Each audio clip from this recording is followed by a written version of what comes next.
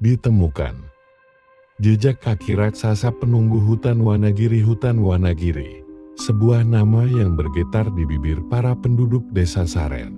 Bukan sekadar hamparan pepohonan, ia adalah sebuah entitas purba, permadani hijau zamrud yang membentang luas hingga ke kaki langit di perbatasan 3 kabupaten, menyimpan keheningan absolut dan rahasia yang lebih tua dari peradaban manusia. Puncaknya yang tertinggi, Gunung Kendeng Biru, seringkali tersembunyi di balik selimut kabut abadi, seolah tak sudi memperlihatkan singgasana agungnya kepada mata-mata lancan bagi dunia luar yang hanya melihatnya sebagai titik hijau di peta satelit. Wanagiri mungkin tak lebih dari hutan tropis biasa, namun bagi mereka yang hidup dan mati di tepiannya, Wanagiri adalah sebuah kerajaan kuno yang dijaga oleh kekuatan-kekuatan tak kasat mata. Dan di antara semua legenda yang beredar dari generasi ke generasi, yang paling mampu membuat darah terhenti dan napas tercekat adalah tentang sang penunggu raksasa, penjaga setia hutan yang tak pernah menampakkan wujud namun selalu terasa kehadirannya selama berabad-abad. Belum pernah ada bukti fisik yang tak terbantahkan tentang keberadaan sang penunggu, yang ada hanyalah serpihan cerita dari para pencari kayu bakar yang nekat masuk terlalu dalam dan kembali dengan wajah pucat pasi, bibir terkunci rapat, dan tatapan mata kosong yang menyimpan kengerian tak terlukiskan. Atau kisah-kisah para pemburu yang bersumpah 7 turunan takkan pernah lagi menginjakan kaki di kedalaman Wanagiri, setelah mendengar suara gemuruh yang bukan guntur, melihat bayangan setinggi pohon kelapa menjulang yang melintas cepat di antara kabut senja, dan mencium aroma aneh seperti tanah basah bercampur mus hewan purba yang membuat bulu kuduk berdiri. Namun, semua itu tetaplah berada di ranah dongeng pengantar tidur, bahan tertawaan bagi kaum muda yang mulai tergerus modernitas. Hingga suatu hari yang mengubah segalanya, kabar itu datang bagai petir di siang bolong, ditemukan. Tak terbantahkan lagi, jejak kaki raksasa tercetak dengan begitu jelas dan mengerikan di atas hamparan lumpur basah di tepi Sungai Kalawan, Sungai Keramat yang membelah jantung Wanagiri. Kabar penemuan yang awalnya hanya beredar samar dari mulut ke mulut di desa Saren, akhirnya sampai ke telinga Dr. Aruna Lestari di ibu kota, melalui seorang kolega lamanya yang memiliki koneksi di daerah tersebut. Dr. Aruna, seorang kriptozoolog dan biolog evolusioner yang namanya pernah bersinar terang di komunitas ilmiah internasional, namun kini sedikit meredup dan ternoda. Beberapa tahun yang lalu, teorinya yang berani tentang keberadaan spesies primata raksasa tak dikenal di salah satu pulau paling terpencil di Nusantara menjadi bahan olok-olok dan cibiran setelah ekspedisinya yang menghabiskan dana besar gagal total tanpa membawa pulang satupun bukti meyakinkan, hanya menyisakan rumor dan tuduhan pemborosan. Penemuan jejak kaki raksasa di Wanagiri adalah percikan api terakhir bagi semangatnya yang hampir padam, sebuah panggilan yang tak bisa ia abaikan. Ini adalah kesempatan emasnya, mungkin yang terakhir, untuk membuktikan bahwa ada raksasa-raksasa tersembunyi yang masih berjalan di antara kita, untuk menebus reputasinya yang tercoreng, dan untuk memuaskan dahaga ilmiahnya yang tak pernah surut, dengan sisa dana penelitian pribadinya yang semakin menipis dan dukungan moral dari seorang profesor tua pembimbingnya yang masih menaruh sedikit kepercayaan padanya. Dr. Aruna mulai membentuk sebuah tim ekspedisi kecil, namun berani. Ia berhasil meyakinkan dan merekrut Bagas Witaksono, seorang pemuda asli desa Saren yang cerdas dan tangguh. Bagas, meski awalnya sangat skeptis terhadap cerita-cerita orang tua tentang sang penunggu, namun tak bisa dipungkiri bahwa ia adalah salah satu dari sedikit orang yang mengenal setiap jengkal hutan Wanagiri seperti ia mengenal punggung tangannya sendiri. Kakek Bagas, Almarhum Ki Sukmo Wening adalah seorang kuncen hutan dan tokoh adat yang sangat dihormati di masanya, yang sering bercerita pada Bagas kecil tentang Sangkalawana, penunggu raksasa Wanagiri yang bijaksana, namun juga bisa murka. Bagas, yang tumbuh dengan pendidikan modern di kota kecamatan, selalu menganggap cerita-cerita kakeknya sebagai dongeng pengantar tidur yang penuh tahayul. Namun, entah mengapa, panggilan dari Dr. Aruna kali ini terasa berbeda. Ada sesuatu yang menariknya kembali ke hutan masa kecilnya. Tim ekspedisi independen ini semakin mendapatkan warna dengan kehadiran Rendra Pratama dan Cika Anindita, sepasang jurnalis investigasi muda yang lebih dikenal sebagai kreator konten video dokumenter petualangan ekstrim untuk kanal digital mereka yang sedang naik daun. Mereka melihat potensi viral yang luar biasa besar dalam penemuan jejak kaki raksasa ini dan tanpa ragu menawarkan diri untuk bergabung, bahkan bersedia mendanai sebagian kecil operasional tim dengan imbalan hak siar eksklusif atas seluruh peliputan. Ekspedisi Rendra dengan penampilannya yang selalu necis, bahkan di tengah hutan, dan gaya bicaranya yang meyakinkan namun seringkali meremehkan, selalu berambisi mendapatkan gambar yang paling dramatis dan sensasional. Cika, sang kameramen handal, lebih pendiam dan observatif, namun sama ambisiusnya dengan Rendra. Lensa kameranya seolah tak pernah lelah mencari angle yang paling menegangkan dan mampu membetot perhatian penonton. Sebelum mereka benar-benar menginjakkan kaki di gerbang hutan Wanagiri, mereka menyempatkan diri untuk bersilaturahmi dan meminta restu kepada Pak Danu, sesepuh desa Saren yang dianggap sebagai pewaris terakhir pengetahuan dan kearifan Ki Sukmo Wening. Pak Danu, seorang lelaki tua dengan kulit keriput yang legam oleh sinar matahari, namun matanya masih memancarkan kejernihan telaga dan kedalaman hutan itu sendiri, menyambut mereka di rumah panggungnya yang sederhana, namun asri. Dinding rumah kayunya dihiasi berbagai macam akar kayu berbentuk aneh yang ia temukan di hutan. Beberapa di antaranya diyakini sebagai jimat penolak bala. Hutan Wanagiri bukanlah taman bermain atau objek penelitian yang bisa kalian perlakukan sembarangan. Nak Aruna, Nak Bagas, dan kalian berdua anak muda dari kota, kata Pak Danu dengan suara berat dan pelan. Setelah mendengar dengan saksama maksud kedatangan mereka, ia duduk bersila di atas tikar pandan, menghirup dalam-dalam rokok lembak menyan yang asapnya wangi. Ia punya aturan mainnya sendiri, punya penjaganya sendiri Sangkalawana. Begitu leluhur kami menyebutnya dengan penuh hormat dan ketakutan. Tidak suka tidurnya diusik. Jejak kaki raksasa yang kalian cari itu mungkin bukanlah undangan untuk mendekat, melainkan sebuah peringatan terakhir agar kalian menjauh. Pak Danu kemudian menceritakan dengan lebih detail tentang tabu-tabu keramat hutan Wanagiri.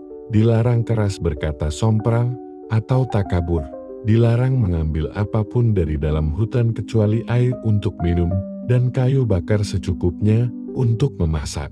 DN yang terpenting, dilarang keras menunjukkan ketakutan yang berlebihan atau niat buruk sekecil apapun, karena Sangkalawana diyakini bisa membaca isi hati setiap manusia yang masuk ke wilayahnya. Ia juga menyarankan dengan sangat agar mereka membawa beberapa sesaji sederhana kembang 7 rupa yang masih segar, kemenyan Arab kualitas terbaik, dan sejumput beras kuning pilihan untuk diletakkan dengan hormat di mulut hutan sebagai tanda kulon nuwun atau permisi kepada para penunggu tak kasat mata. Rendra dan Cika saling bertukar pandang sekilas. Senyum tipis yang sulit diartikan terukir di bibir mereka. Bagi mereka, ritual semacam itu mungkin hanya bagian dari warna lokal yang menarik untuk direkam dan dijadikan bumbu cerita. Dr. Aruna, meski seorang ilmuwan tulir, mencatat dengan sangat serius semua yang dikatakan Pak Danu dalam buku agenda kecilnya.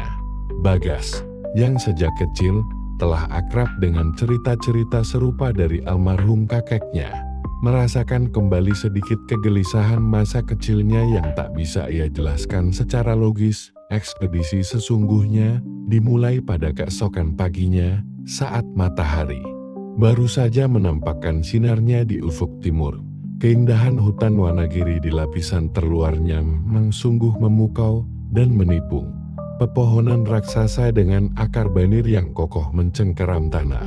Beberapa di antaranya mungkin berusia ratusan tahun.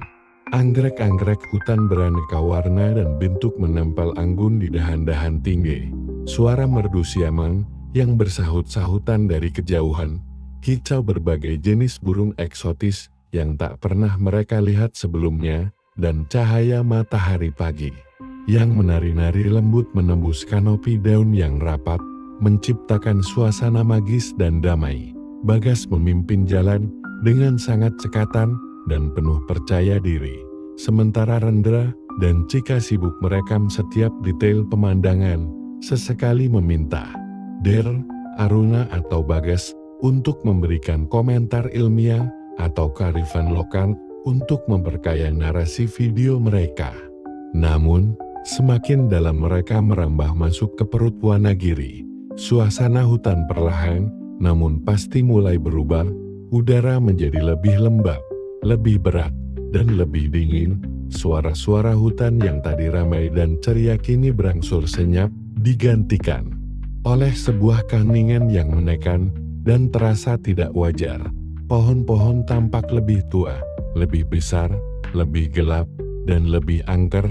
Dahan-dahannya yang meliuk-liuk, seolah memiliki ribuan mata tak terlihat yang mengawasi setiap gerak-gerik mereka. Dengan curiga, Pak Danu tidak ikut serta dalam ekspedisi ini, usianya sudah tak memungkinkan. Dia hanya mengantar mereka sampai di sebuah pohon beringin raksasa dengan sulur-sulur akar yang menjuntai hingga ke tanah, yang oleh penduduk desa dianggap sebagai gerbang tak resmi menuju jantung Wanagiri, batas antara dunia manusia dan dunia mereka. Di bawah pohon beringin itu, Dr. Aruna, atas desakan kuat dari Bagas yang mulai merasakan firasat yang sangat tidak enak, meletakkan sesaji yang telah mereka siapkan semalam. Rendra sempat mencibir pelan dalam hati, menganggap tindakan itu tidak ilmiah dan hanya membuang-buang waktu. Namun ia tetap merekam prosesi kecil itu untuk bahan kontennya. Setelah 2 hari perjalanan yang sangat melelahkan, membelah hutan perawan, menyeberangi sungai-sungai kecil berair jernih, dan mengikuti petunjuk samar dari beberapa pemburu yang pertama kali melaporkan penemuan jejak kaki tersebut, mereka akhirnya sampai di tepi sungai Kalawang yang legendaris, dan di sana, di atas hamparan lumpur basah berwarna coklat kehitaman, yang ditinggalkan air sungai setelah banjir kecil beberapa hari sebelumnya, mereka menemukannya. Sesuatu yang membuat napas mereka tercekat dan jantung mereka berdegup kencang. Jejak kaki raksasa, ukurannya benar-benar luar biasa besar, setidaknya 3 kali, bahkan mungkin 4 kali ukuran telapak kaki manusia dewasa normal. Bentuknya humanoid, namun dengan 5 jari kaki yang sangat panjang, tebal, dan berotot, diakhiri dengan apa yang tampak seperti bekas kuku atau cakar tumpul yang sangat kuat dan tajam, mampu merobek tanah dengan mudah. Kedalaman jejak itu, yang mencapai hampir setengah lutut Bagas, menunjukkan bobot tubuh makhluk pemiliknya yang luar biasa berat, mungkin berton-ton. Ada beberapa jejak yang berurutan dengan jarak langkah yang sangat lebar, mengarah dari tepi sungai masuk lebih dalam lagi ke hutan yang paling lebat dan belum pernah terjamah oleh manusia. Ini sungguh di luar nalar, bisik Dr. Aruna. Matanya berbinar-binar antara takjub yang meluap-luap dan sedikit rasa gentar yang mulai merayap. Ia segera mengeluarkan semua peralatan ukurnya, kamera DSLR dengan lensa makro, dan bahan untuk membuat cetakan gips. Rendra dan Cika tak kalah girangnya. Mereka merasa telah mendapatkan jackpot. gambar emas yang akan mengguncang dunia. Bagas, meski ikut merasa takjub melihat bukti fisik yang begitu nyata di depan matanya, tak bisa menghilangkan perasaan merinding yang semakin menjadi di sekujur tubuhnya. Ia merasa ada sesuatu yang sangat besar, sangat tua, dan sangat kuat baru saja lewat di tempat itu, dan mungkin masih berada tak jauh dari mereka. Kita harus mengikutinya sekarang juga, seru Rendra dengan semangat yang membara. Setelah Dr. Aruna selesai melakukan pengukuran dan dokumentasi awal, jejak ini masih sangat baru. Ini bisa jadi penemuan terbesar abad ini. Manusia raksasa dari hutan Wanagiri. Dr. Aruna, meski hasrat ilmiahnya juga bergejolak hebat, mencoba untuk tetap berpikir lebih jernih dan hati-hati. Sabar dulu, Rendra. Kita perlu menganalisis semua data ini dengan teliti, dan kita harus sangat mempertimbangkan risiko yang ada. Jejak ini jelas menuju ke area hutan yang sama sekali tidak kita kenal. Mungkin area yang paling berbahaya. Justru itu, Dok. Petualangan sesungguhnya baru akan dimulai. Timpal Cika, kameranya sudah kembali menyala, siap merekam setiap momen ini yang dicari penonton. Risiko, misteri, dan penemuan. Bagas mencoba mengingatkan dengan suara pelan, namun tegas. Pak Danu dan kakek saya pernah bilang, jangan pernah masuk terlalu dalam ke arah hulu Sungai Kalawang. Area itu adalah daerah larangan bagi manusia, tempat sang kalawana bersemayam dan beristirahat. Sang kalawana lagi, dengus Rendra dengan nada meremehkan. Itu kan cuma mitos, gas, buat nakut-nakutin anak kecil. Yang kita hadapi ini mungkin adalah spesies primata raksasa baru yang belum terklasifikasi, atau mungkin sisa-sisa hominid purba yang masih bertahan hidup di isolasi. Ini adalah sains, bukan dongeng pengantar tidur. Akhirnya, setelah perdebatan singkat namun cukup sengit, didorong oleh ambisi pribadi masing-masing Dr. Aruna yang ingin membuktikan teorinya, Rendra dan Cika yang haus akan sensasi, dan Bagas yang meski ragu, namun merasa bertanggung jawab sebagai pemandu, mereka memutuskan untuk mengikuti jejak kaki raksasa itu. Setidaknya, untuk beberapa kilometer ke depan, dengan harapan bisa menemukan lebih banyak bukti, atau bahkan mungkin sarang dari makhluk misterius itu, sebuah keputusan gegabah yang akan mereka sesali hingga akhir hayat mereka. Semakin dalam mereka mengikuti jejak itu, hutan Wanagiri seolah mulai menunjukkan wajah aslinya yang lebih kelam, lebih purba, dan jauh lebih mengancam. Pepohonan menjadi semakin rapat dan tinggi hingga cahaya matahari nyaris tak mampu lagi menembus lebatnya kanopi daun. Suara-suara serangga dan burung yang tadi masih sesekali terdengar, kini lenyap total, digantikan oleh sebuah keheningan absolut yang menekan gendang telinga. Hanya dipecah oleh suara langkah kaki mereka sendiri di atas lapisan daun kering dan detak jantung mereka yang semakin lama, semakin kencang. Udara terasa semakin berat dan menyesakkan, dipenuhi oleh aroma aneh yang semakin kuat, campuran antara tanah basah yang sangat subur, lumut busuk yang menyengat, dan bau khas hewan liar, berdarah panas yang sangat besar. Keanehan-keanehan kecil namun mengganggu mulai terjadi dengan frekuensi yang meningkat. Kompas analog milik Dr. Aruna tiba-tiba berputar tak menentu seperti gasing. Jarumnya tak mau lagi menunjuk ke arah utara. GPS di semua ponsel mereka telah lama kehilangan sinyal. Kini hanya menampilkan layar kosong, peralatan elektronik rendah, dan Cika, terutama kamera video profesional dan mikrofon eksternal mereka, seringkali mati mendadak tanpa sebab yang jelas, atau menghasilkan rekaman yang penuh dengan suara statis yang berderit dan bayangan-bayangan aneh yang melintas cepat di lensa. Bekal makanan mereka yang disimpan rapat-rapat di dalam ransel kedap air, beberapa kali ditemukan sudah basi atau berjamur dan mengeluarkan bau tak sedap padahal baru saja dibuka beberapa jam sebelumnya. Mereka mulai merasa seperti ada sepasang atau bahkan ribuan mata tak kasat mata yang terus-menerus mengawasi setiap gerak-gerik mereka dari balik kegelapan hutan. Bayangan hitam yang sangat besar seringkali melintas tepat di sudut mata mereka. Namun saat mereka menoleh dengan sigap, tak ada apa-apa selain pepohonan rapat dan kesunyian yang mencekam. Suara ranting-ranting kering yang patan atau gemerisik. Daun yang terinjak sering terdengar di sekitar mereka, kadang di belakang, kadang di samping. Padahal tak ada angin yang berhembus atau hewan liar yang terlihat.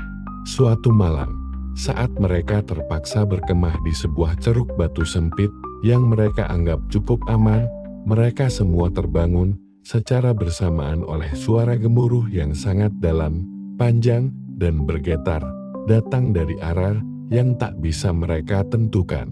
Dengan pasti, bukan suara guntur di langit, bukan pula suara tanah longsor.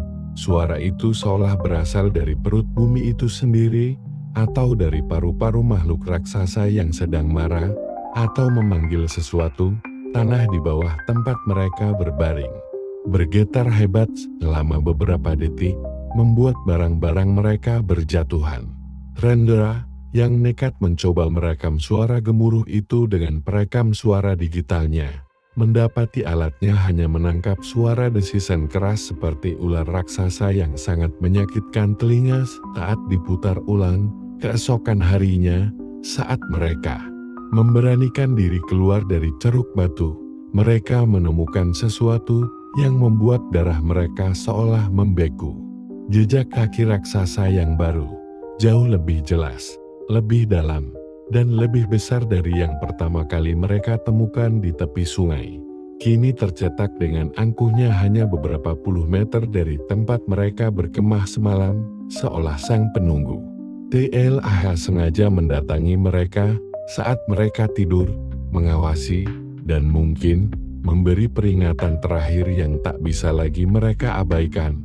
Ketakutan yang sesungguhnya kini mulai mencengkeram jiwa mereka jika yang biasanya terlihat paling tegar.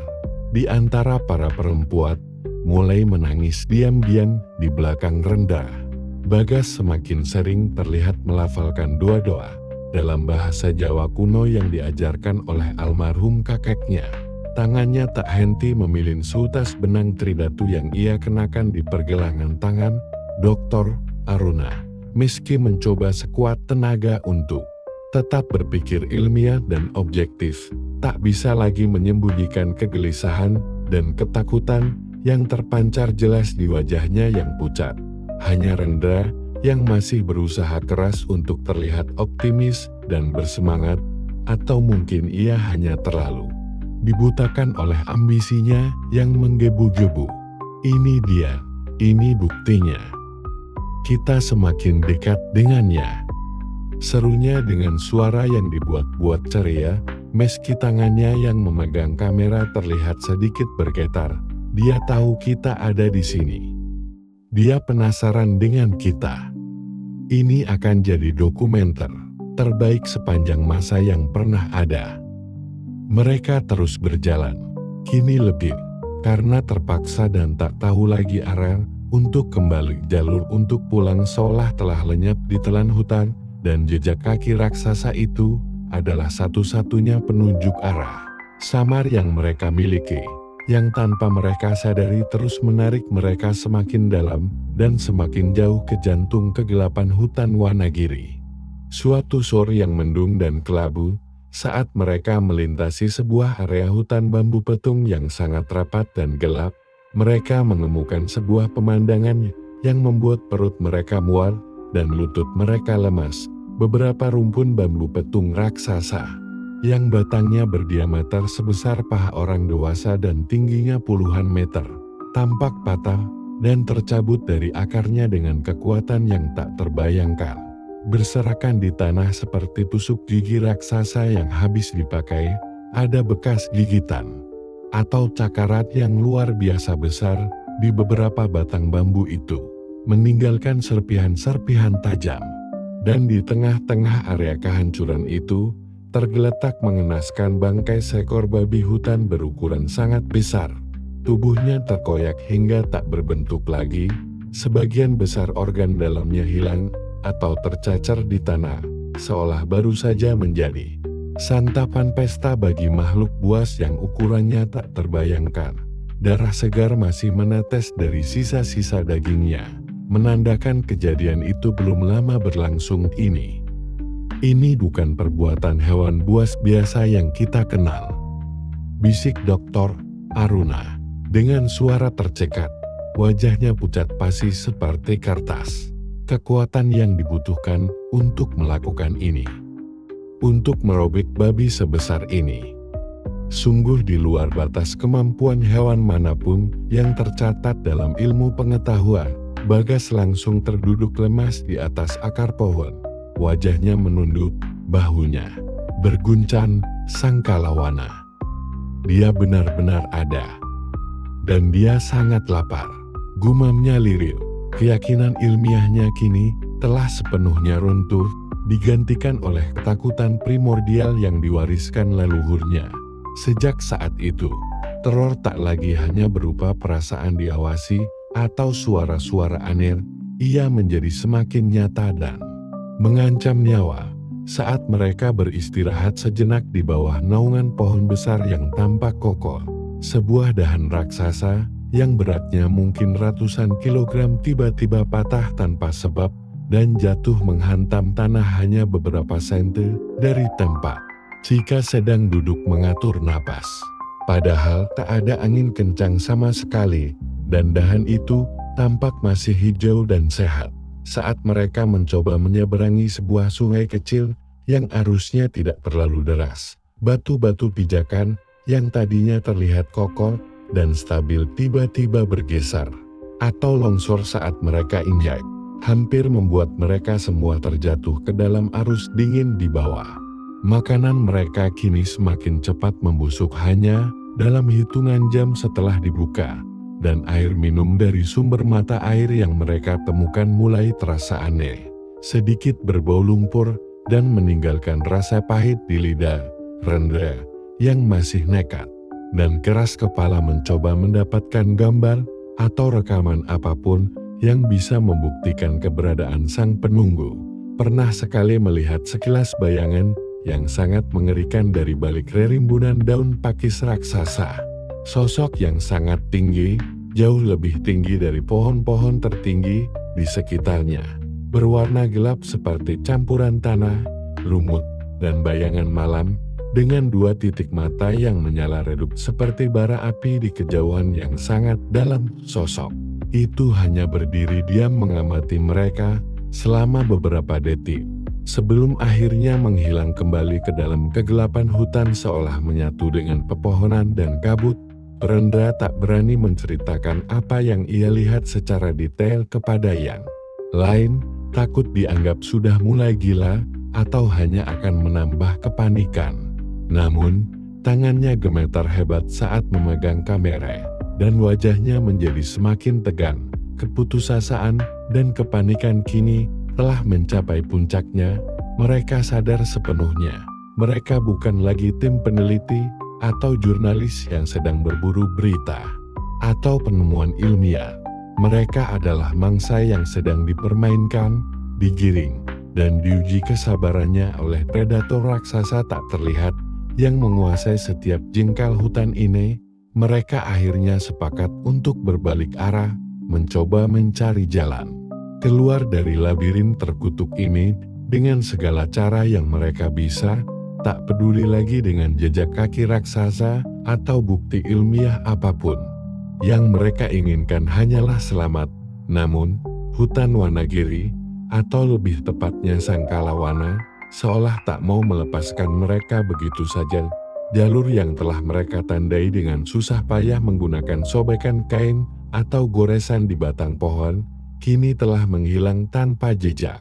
Arah matahari hampir tak pernah terlihat lagi, karena tertutup kanopi hutan yang semakin rapat dan kabut tebal yang datang dan pergi secara tiba-tiba tanpa pola yang jelas. Mereka terus berputar-putar dalam labirin hijau yang menyesakkan dan penuh jebakan, suatu malam yang paling gelap dan paling dingin. Saat mereka terpaksa berkemah seadanya di tempat yang sedikit terbuka, karena tak lagi menemukan ceruk batu atau gua untuk berlindung. Serangan yang paling langsung dan paling menakutkan itu datang. Tenda mereka yang baru saja mereka dirikan dengan susah payah, tiba-tiba seperti diinjak oleh sesuatu yang sangat besar dan berat dari atas. Rangka-rangka tenda langsung patah menjadi dua, kain terpalnya robek berantakan, mereka berhamburan keluar dari reruntuhan tenda dalam kegelapan total, hanya diterangi oleh cahaya senter yang bergetar di tangan mereka yang gemetar. Mereka mendengar suara napas yang sangat berat dan besar, seperti suara hembusan angin dari sebuah gua raksasa di dekat mereka. Mereka juga merasakan getaran tanah yang semakin kuat setiap kali sesuatu yang tak terlihat itu melangkahkan kakinya. Yang maha berat, bayangan raksasa yang jauh lebih besar dari apapun yang pernah mereka lihat, melintas tepat di antara pepohonan, menghalangi cahaya bulan sabit yang sangat remang-remang. Cika, dalam puncak kepanikannya, tersandung akar pohon yang mencuat dan jatuh terjerembab ke tanah. Kamera video profesionalnya, satu-satunya harapannya untuk mendokumentasikan kengerian ini, terlepas dari genggamannya dan pecah berkeping-keping saat membentur batu. Saat ia mencoba bangkit dengan merangkak, ia melihatnya, dua mata merah menyala sebesar bola sepak, menatapnya tajam dari kegelapan yang hanya berjarak beberapa meter di depannya. Ia menjerit sekeras-kerasnya, jeritan yang melengking dan penuh kengerian absolut. Rendra dan Bagas yang mendengar jeritan Cika mencoba berlari untuk menolongnya, namun sebuah kekuatan tak terlihat yang sangat dahsyat seolah mendorong mereka mundur dengan kasar, membuat mereka terjatuh. Mereka hanya bisa mendengar jeritan Cika yang semakin lama semakin jauh, seolah diseret paksa dan akhirnya menghilang sama sekali, ditelan oleh suara gemuruh yang memekakkan telinga dan suara tawa rendah yang sangat mengerikan, tawa yang seolah berasal dari neraka itu sendiri. Cika Anindita telah diambil menjadi korban pertama dari kelancangan mereka. Kini hanya tinggal Dr. Aruna, Rendra, dan Bagas. Mereka berlari tanpa arah yang jelas, menembus hutan buta dalam kegelapan, tak peduli lagi pada duri yang merobek kulit atau jurang yang menganga di depan mata.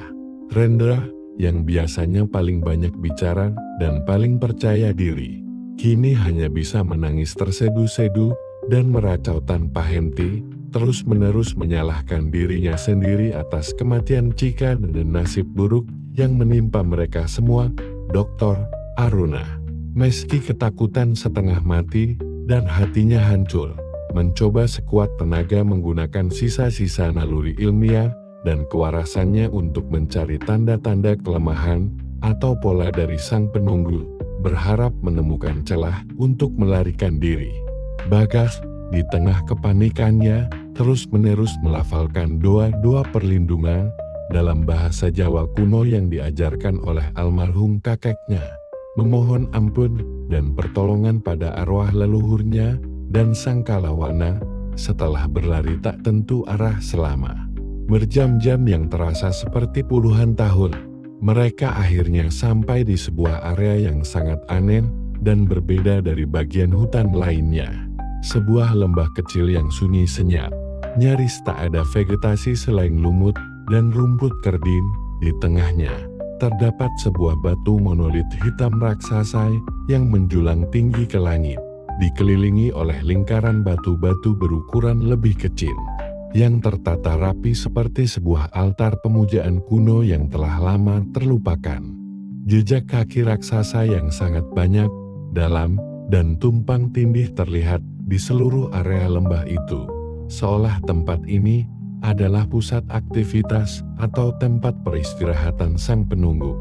Ini pasti pusat dari wilayah kekuasaan sang Kalawana, tempat paling sakral atau mungkin sarangnya yang sesungguhnya. Saat mereka bertiga berdiri terpaku di tepi lembah itu, tak tahu harus berbuat apa, tanah di depan monolit hitam itu tiba-tiba merekah dengan suara berderak yang mengerikan. Dan dari dalam rekahan tanah itu, perlahan namun pasti, muncul sesosok makhluk yang takkan pernah bisa mereka lupakan seumur hidup mereka. Bahkan dalam mimpi buruk terkelam sekalipun, tingginya mungkin mencapai 15 meter atau lebih. Tubuhnya tidak terbentuk dari daging dan tulang, melainkan seolah teranyam dari jutaan akar pohon raksasa yang hidup, tanah liat hitam yang pekat, dan lumut purba yang berpendar redup.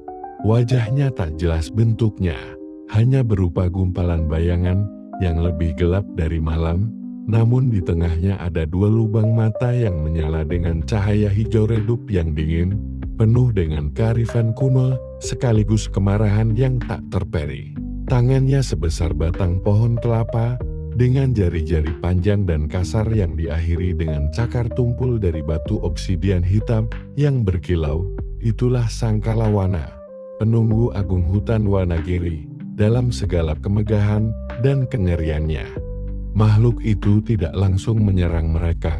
Ia hanya berdiri diam menjulang di depan mereka, menatap mereka satu persatu dengan sepasang matanya yang seolah mampu menembus hingga ke dasar jiwa. Suara gemuruh rendah yang dalam keluar dari rongga dadanya yang masif, bukan sebagai kata-kata yang bisa dimengerti, tapi lebih sebagai gelombang energi purba yang membuat mereka merasa sangat kecil, sangat rapuh, sangat tidak berarti, dan sangat bersalah di hadapan kekuatan alam yang begitu dahsyat.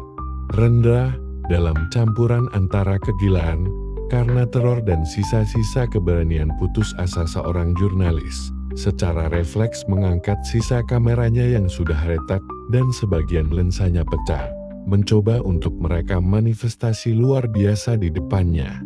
Namun, sebelum ia sempat menekan tombol rekam, salah satu tangan raksasa sang Kalawana bergerak dengan kecepatan yang tak terduga, bukan untuk memukul atau menghancurkan, tapi untuk menepis dengan lembut namun tegas.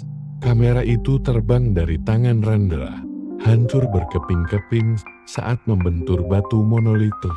Lalu, tangan raksasa itu menunjuk dengan salah satu jarinya yang sebesar tiang listrik ke arah Rendra. Seketika, Rendra merasa seluruh tubuhnya menjadi kaku, tak bisa bergerak. Napasnya sesak seolah ada beban berat yang menindih dadanya. Perlahan namun pasti, tanaman-tanaman rambat liar berduri yang ada di sekitarnya mulai bergerak sendiri, melilit kedua kaki Rendra, menariknya dengan kasar ke tanah, seolah ingin menguburnya hidup-hidup di tempat itu. Rendra hanya bisa melotot, nyeri, tak mampu bersuara atau melawan. "Hentikan!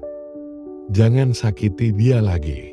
teriak Doktor Aruna tiba-tiba, memberanikan diri melangkah maju beberapa langkah, menempatkan dirinya di antara Rendra dan sang Kalawanan. "Kami benar-benar minta maaf. Kami mengaku salah telah memasuki wilayah sucimu tanpa izin. Kami tidak akan pernah lagi mengusik kedamaian hutan ini. Tolong, kami mohon, lepaskan kami." Sang Kalawana menolehkan kepalanya yang masif dan tak berbentuk itu ke arah Doktor Aruna. Sepasang mata hijaunya menyipit, seolah sedang menilai ketulusan kata-katanya. Bagas teringat akan semua pesan dan ajaran almarhum kakeknya serta Pak Danu. Tiba-tiba bersujud dengan kedua lututnya di atas tanah yang dingin. Ia mengeluarkan bungkusan kecil berisi sisa kemenyan Arab dan segenggam beras kuning dari dalam sakunya, sesaji yang diam-diam ia bawa sendiri tanpa sepengetahuan yang lain. Sebagai tindakan pencegahan terakhir, dengan tangan yang gemetar hebat, ia membakar kemenyan itu dengan satu-satunya korek api terakhir yang ia miliki. Lalu dengan penuh rasa hormat, Ia menaburkan beras kuning itu di depannya, mengarah ke Sang Kalawana, Sang Hyang Kalawana, penunggu agung hutan Wanagiri yang kami muliakan, kata Bagas dengan suara bergetar, namun terdengar tulus dan penuh penyesalan. Kami, cucu-cucu manusia yang bodoh, lancang, dan penuh kesombongan ini, memohon ampun sebesar-besarnya atas segala kesalahan dan kelancangan kami. Kami tak pernah berniat untuk merusak atau menodai kesucian hutanmu yang agung. Kami hanya tersesat oleh rasa penasaran dan kebodohan kami sendiri. Terimalah persembahan kecil yang tak berarti ini sebagai tanda penyesalan kami yang sedalam-dalamnya. Dan jika Paduka berkenan, tunjukkanlah kami jalan keluar dari kerajaanmu yang keramat ini. Kami bersumpah dengan segenap jiwa kami, takkan pernah kembali lagi untuk mengusik ketenanganmu, keheningan yang absolut, dan mencekam menyelimuti lembah itu. Sang Kalawana hanya diam tak bergerak, menatap mereka bertiga dengan sepasang mata hijaunya yang tak berkedip. Asap tipis kemenyan yang dibakar Bagas membubung lurus ke atas di udara yang dingin dan tak berangin, seolah diterima oleh sesuatu yang tak terlihat. Setelah beberapa saat yang terasa seperti keabadian yang tak berujung, tanaman-tanaman rambat berduri yang tadi melilit dan menarik Rendra dengan kasar, perlahan-lahan mulai mengendur dan menarik diri. Rendra jatuh terduduk dengan lemas, terbatuk-batuk hebat. Namun ia masih hidup. Tangan raksasa Sang Kalawana kemudian terangkat perlahan, lalu menunjuk dengan salah satu jarinya yang sebesar batang pohon ke satu arah, ke sebuah celah sempit di antara dua tebing batu curam yang tak pernah mereka lihat sebelumnya, yang seolah baru saja muncul. Lalu, dengan gerakan yang sangat lambat dan agun, makhluk purba itu mulai melesak kembali ke dalam rekahan tanah tempat ia muncul, hingga akhirnya lenyap sama sekali tanpa jejak. Hanya menyisakan batu monolit hitam yang kembali diam dan jejak-jejak kaki raksasa yang semakin banyak dan dalam di sekitar lembah itu. Dr. Aruna, Rendra, dan Bagas tak membuang waktu sedetik pun. Mereka segera bangkit dan berlari sekuat tenaga menuju celah yang ditunjukkan oleh Sang Kalawana itu. Jalur di balik celah itu ternyata adalah sebuah jalan pintas yang sangat curam namun cukup jelas, yang membawa mereka keluar dari jantung hutan Wanagiri dengan kecepatan yang tak mereka duga. Mereka bertiga, sisa-sisa dari tim ekspedisi yang naas itu, akhirnya berhasil sampai kembali ke Desa Saren 3 hari kemudian, dalam kondisi yang jauh dari kata baik. Fisik mereka kurus kering, dekil, penuh luka goresan, dan memar. Pakaian mereka compang-camping. Namun yang lebih parah adalah kondisi mental mereka. Wajah mereka pucat pasi, tatapan mata mereka kosong, dan menyimpan kengerian yang tak terlukiskan. Mereka menceritakan semua yang telah terjadi, dari penemuan jejak kaki hingga pertemuan mengerikan dengan Sang Kalawana dan hilangnya Cika, kepada Pak Danu dan Kilurah desa. Tak ada seorang pun yang meragukan cerita mereka, karena wajah dan mata mereka yang hancur memancarkan kengerian yang tak mungkin bisa dipalsukan.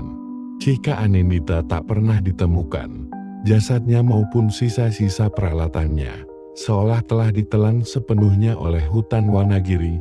Penemuan jejak kaki raksasa itu memang sempat menjadi berita heboh sesaat di beberapa media lokal dan forum-forum online pecinta misteri. Namun tanpa adanya bukti foto atau video yang kuat dari Rendra dan Cika, karena semua peralatan mereka hancur atau hilang, dan dengan kesaksian resmi dari Dr. Aruna yang kini menjadi sangat berhati-hati dan banyak melupakan detail-detail supranatural yang paling mengerikan. Cerita itu perlahan-lahan meredup, dianggap sebagai hoaks, cerita yang dilebih-lebihkan oleh para pencari sensasi, atau paling banter, salah identifikasi jejak hewan besar biasa. Hutan Wanagiri kembali menjadi misteri yang tak terpecahkan, kini dijaga lebih ketat oleh penduduk Desa Saran yang semakin menghormati dan takut pada sangkalawana dan segala pantangannya, Dr. Aruna Lestari tak pernah lagi melakukan ekspedisi kriptozoologi atau penelitian lapangan di hutan belantara manapun. Ia memilih pensiun dini dari dunia akademis dan mengabdikan sisa hidupnya untuk mempelajari kearifan lokal dan cerita-cerita rakyat dari jauh. Melalui buku dan wawancara jarak jauh, ia menulis sebuah buku, bukan jurnal ilmiah, melainkan sebuah memoir reflektif tentang pengalamannya di Wonogiri. Namun ia menggunakan nama samaran dan mengubah banyak detail untuk melindungi Desa Saren dan misteri hutan tersebut. Rendra Pratama mengalami trauma psikologis berat dan gangguan kecemasan akut. Ia tak pernah lagi menyentuh kamera atau kembali ke dunia jurnalistik. Ia lebih banyak mengurung diri dan menjalani terapi Bagas Wicaksono. Setelah pulih dari guncangan fisik dan mentalnya, memutuskan untuk mengikuti jejak almarhum kakeknya. Ia menjadi penjaga tradisi dan juru kunci tak resmi hutan Wonogiri, mendedikasikan hidupnya untuk memastikan tak ada lagi orang bodoh atau sombong yang berani mengusik tidur sang penunggu raksasa. Jejak kaki raksasa itu mungkin masih ada di kedalaman hutan Wonogiri, tercetak abadi di atas tanah basah yang tak pernah kering, menjadi pengingat bisu akan keberadaan sangkalawana, dan menjadi sebuah peringatan yang sangat mengerikan bagi siapapun yang berani meremehkan kekuatan alam purba dan rahasia kelam yang tersembunyi rapat di baliknya. Karena hutan Wonogiri tidak pernah benar-benar tidur, ia hanya menunggu dalam kesunyiannya yang agung, menjaga keseimbangan dengan caranya sendiri.